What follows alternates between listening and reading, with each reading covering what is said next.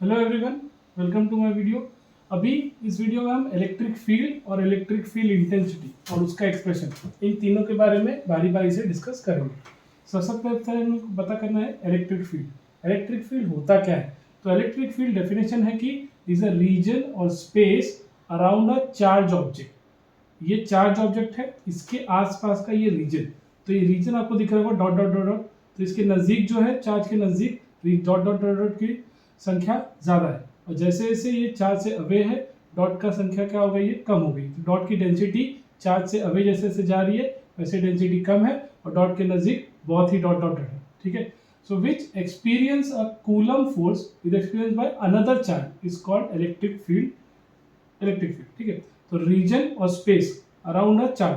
तो इस चार्ज के अराउंड ये जो स्पेस है, जो रीजन है, जो डॉटेड डॉटेड स्ट्रक्चर है, ये रिप्रेजेंट कर रहा है इलेक्ट्रिक फील्ड। ठीक है। जितना नजदीक होगा रीजन के डॉटेड ज्यादा, उतना उसकी डेंसिटी ज्यादा। जैसे जैसे ये इस चार्ज से दूर जाते जाएंगे, उसकी इलेक्ट्रिक फील्ड उतनी कम होती जाएगी, वीकर होती जाएगी। ठीक है। तो अब इस चार्ज को हमने मान लिया पॉइंट चार्ज। अब पॉइंट चार्ज का इलेक्ट्रिक फील्ड हो गया। ठीक है। अब हमने एक और चार्ज लिया, यूनिट चार्ज, जिसको हम लोग टेस्ट चार्ज भी बोलते हैं। अब इस चार्ज की भी इंटेंसिटी होगी, इलेक्ट्रिक फील्ड होगी, रीजन होगा। तो ये इस चार्ज की इलेक्ट्रिक फील्ड या इसका रीजन।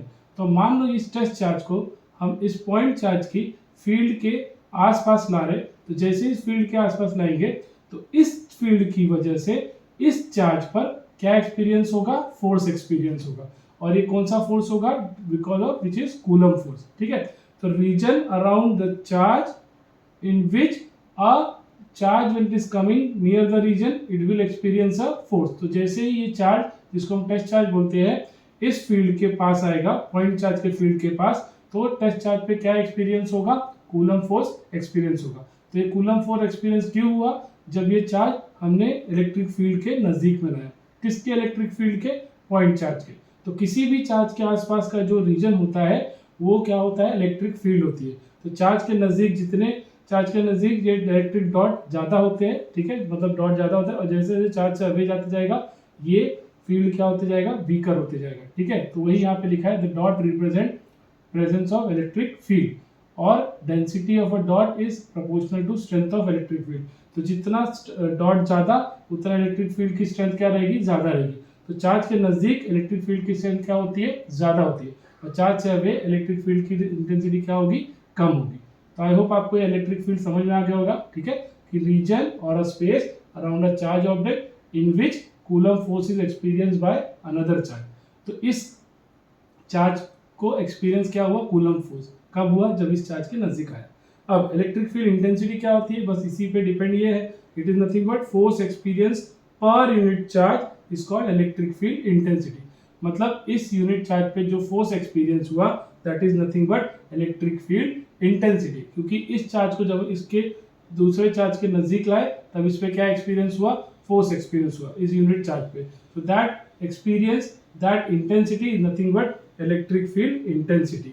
जितना ज्यादा यहाँ पे रीजन रहा होगा उतना ज्यादा इस पे क्या होगा? फोर्स एक्सपीरियंस होगा, उतनी ज्यादा इलेक्ट्रिक फील्ड स्ट्रेंथ क्या होगी? स्ट्रांग होगी। कैसे स्ट्रांग होगी? जितना इस पे फोर्स एक्सपीरियंस होगा उतनी ये इलेक्ट्रिक फील्ड इंटेंसिटी क्या होगी? इस पॉइंट चार्ज की स्ट्रांग होगी। ठीक है। तो force experience per unit charge. तो दो तरह के चार्ज हमने देख लिए, एक पॉइंट चार्ज और एक टेस्ट चार्ज। टेस्ट चार्ज वो होता है जो पॉइंट चार्ज के फील्ड में आएगा, तो उस पॉइंट टेस्ट चार्ज पे क्या एक्सपीरियंस होगा? फोर्स एक्सपीरियंस होगा इस पॉइंट चार्ज के इलेक्ट्रिक फील्ड की वजह से। अब जो एफ है इसको हम लोग क्या लिख सकते हैं? क्यू नॉट ई भी लिख सकते हैं। ठीक है। इसकी जो प्रैक्टिकल यूनिट होती है वो होता है वोल्ट पर मीटर, और अगर हम लोग ऐसे देखेंगे ऐसा यूनिट तो क्या होगा? फोर्स की यूनिट क्या होगी? न्यूटन। चार्ज की यूनिट क्या होगी? कूलम। तो न्यूटन पर कूलम, ये इसकी ऐसा यूनिट हो जाएगी। इलेक्ट्रिक फील्ड इंटेंसिटी ये भी याद रखना है कि ये वेक्टर क्वांटिटी होती है। तो इसका डायमेंशन आप कैसे लिखोगे? ये भी क्वेश्चन में पूछा जाता है। तो फोर्स का डायमेंशन हमने लिख दिया L1 M1 T-2, और जो चार्ज का डायमेंशन है वो क्या होगा? Current into time. तो A1 इंटू T1, ए करंट के लिए दिया है। तो ये T1 जब ऊपर जाएगा तो क्या हो जाएगा? T-1। तो -1 और -2 क्या हो जाएगा? -3। ये A1 भी ऊपर जाएगा तो क्या हो जाएगा? A-1। तो याद रखिए L1 M1 T-3 A-1। ये किसका हो गया डायमेंशन? इलेक्ट्रिक फील्ड इंटेंसिटी का हो गया। ठीक है, इलेक्ट्रिक फील्ड इंटेंसिटी। अब एक डेरिवेशन देख लेते हैं, छोटा सा है 2 मार्क के लिए, that is electric field intensity due to a point charge in a material medium. हमने एक मटेरियल मीडियम ले लिया, पॉइंट ओ से इस पॉइंट पी पर, ठीक है, पॉइंट पी पर, जो कि ये चार्ज क्या है हमारा, पॉइंट चार्ज है, ठीक है। तो पॉइंट चार्ज से आर डिस्टेंस पे ये हमने एक पॉइंट पी लिया है, यहाँ पे एक चार्ज है, उसको हम क्या बोलेंगे, टेस्ट चार्ज। तो पता है ना, ये टेस्ट चार्ज जब इस चार्ज के फील्ड में आएगा तो इस फील्ड पे क्या एक्सपीरियंस होगा, इलेक्ट्रिक फील्ड इंटेंसिटी, फोर्स भी एक्सपीरियंस होगा।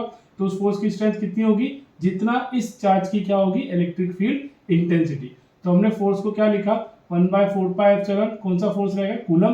तो 1/4πε के Q into Q naught, Q into Q naught upon R square. तो ये कौन सा फोर्स है, कूलम फोर्स है ना, कि फोर्स ऑफ अट्रैक्शन और repulsion directly proportional to charges ना, तो ये देखो directly proportional to charges, inversely proportional to क्या था, स्क्वायर ऑफ डिस्टेंस था।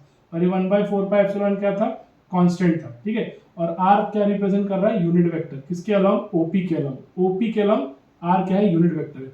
अब definition of electric field intensity, जो यहाँ पे हमने देखा फोर्स पर यूनिट चार्ज, हमने लिखा फोर्स, हमने लिखा यहाँ पे पर यूनिट चार्ज।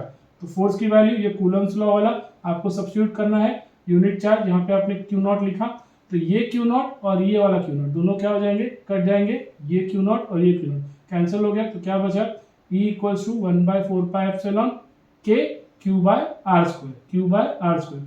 अब याद रखिए जो के है इसकी वैल्यू मटेरियल टू मटेरियल, मतलब मीडियम टू मीडियम क्या होगी, चेंज होगी। जैसा कि एग्जांपल हमने ले लिया एयर या वैक्यूम, तो एयर या वैक्यूम के लिए जो के की वैल्यू होती है वो होती है 1। तो इस इक्वेशन में हमने के की जगह 1 सब्स्टिट्यूट किया, तो ये इक्वेशन क्या हो जाएगा, 1/4πε क्यू बाय आर स्क्वायर, जहाँ पे एप्सिलॉन क्या है, परमिटिविटी। तो ये भी मटेरियल टू मटेरियल क्या होती है, चेंज होती है। तो ये हमारा हो गया इलेक्ट्रिक फील्ड इंटेंसिटी का डेरिवेशन, ठीक है।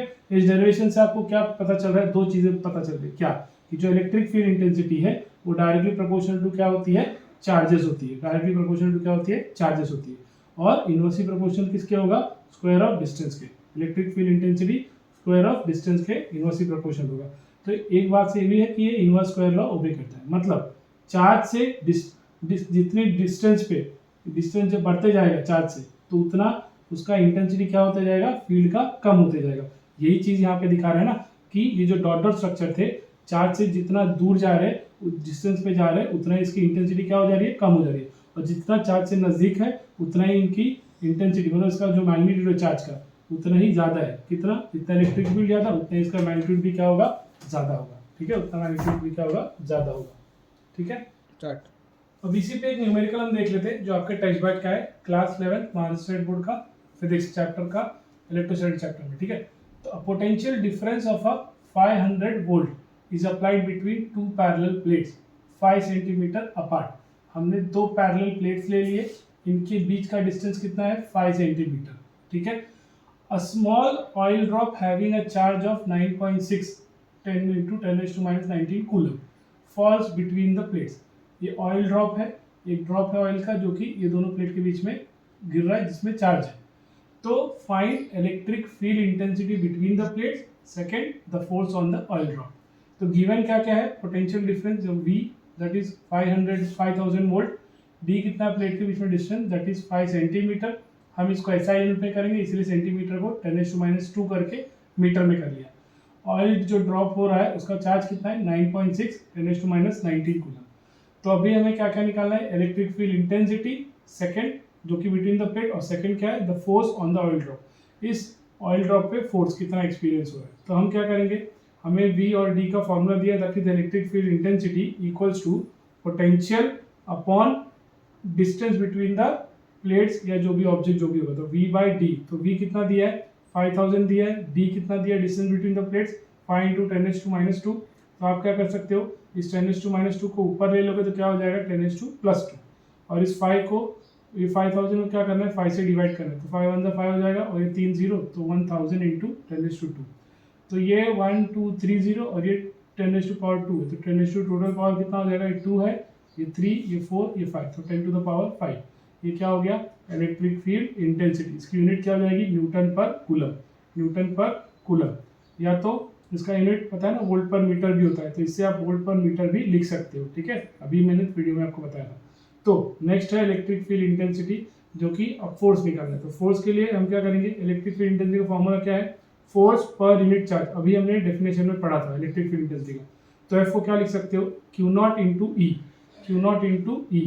तो E अभी हमने निकाला 10⁻5, और क्यू नॉट कितना दिया है, जो ड्रॉप पे ऑयल ड्रॉप पे चार्ज है 9.6 इंटू 10⁻⁹ तो 10⁻⁹ और प्लस 5 कितना हो जाएगा, 10⁻14 हो जाएगा।